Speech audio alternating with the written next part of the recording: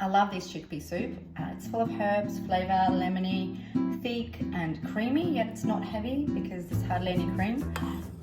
It's kind of Greek inspired, so lots of Mediterranean flavours. I think you guys are going to love it. Let's make it.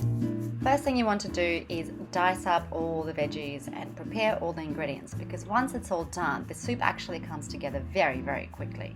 Make sure to keep the potato cubes pretty small so that they cook evenly with all the other vegetables in the soup.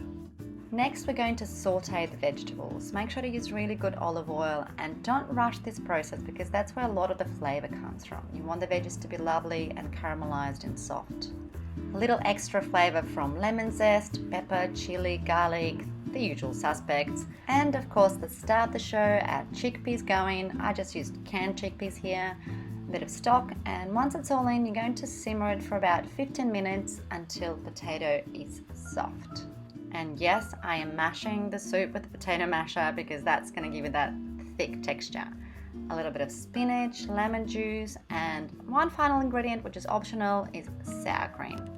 Actually, the last ingredient is the herbs, parsley and dill, which are probably not optional in my opinion because they really add that unique flavour to this chickpea soup.